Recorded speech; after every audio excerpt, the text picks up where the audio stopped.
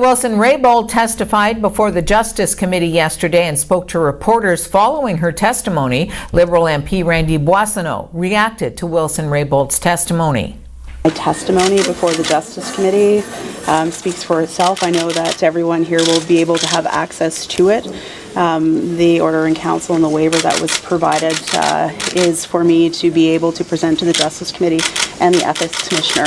Again, I am not at liberty, to use a word that was used in the committee, to speak about this. My order in council and the waiver only covers my testimony at the Justice Committee and with the Ethics Commissioner. We heard from Ms. Wilson-Raybould today. We promised Canadians that we would listen to her. We had over a 30-minute opening statement from her, 3 hours of testimony. She was very clear at the end.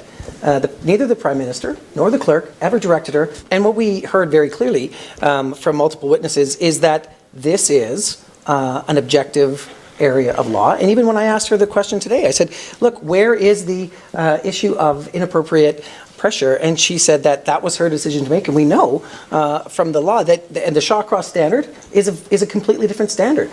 Meanwhile, Conservative leader Andrew Scheer called for Prime Minister Justin Trudeau to resign following Jody Wilson-Raybould's testimony before that parliamentary committee yesterday on the SNC-Lavalin affair. Justin Trudeau simply cannot continue to govern this country now that Canadians know what he has done. And that is why I am calling on Mr. Trudeau to do the right thing and to resign.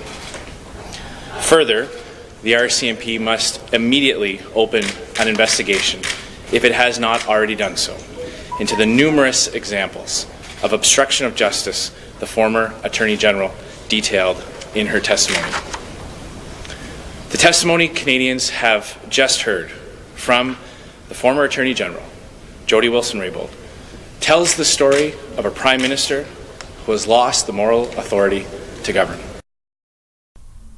The summit between U.S. President Donald Trump and North Korean leader Kim Jong-un came to an abrupt end in Hanoi, Vietnam today. Trump said U.S. sanctions on North Korea were a sticking point. And it's great to be with you. We had a very successful first summit. I felt it was very successful. And some people would like to see it go quicker. I'm satisfied, you're satisfied. We want to be happy with what we're doing.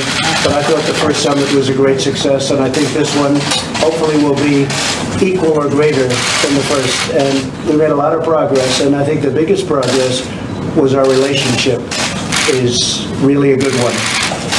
And as I've said many times, and I say it to the press, I say it to anybody that wants to listen, I think that your country has tremendous economic potential, unbelievable, unlimited. And I think that you will have a tremendous future with your country, a great leader.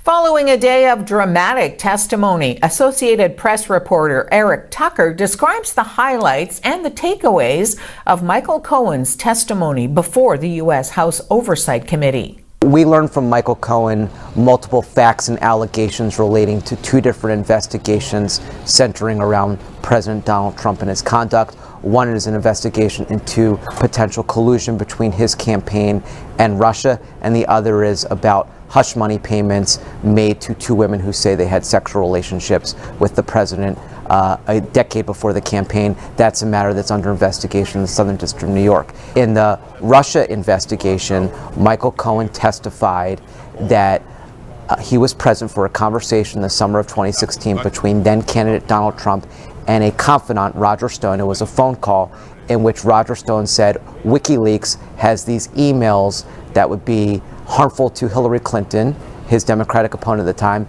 and that WikiLeaks planned to release those emails.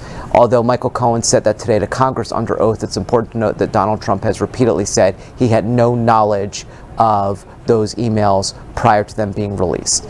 And so that testimony obviously contradicts the president's own statement.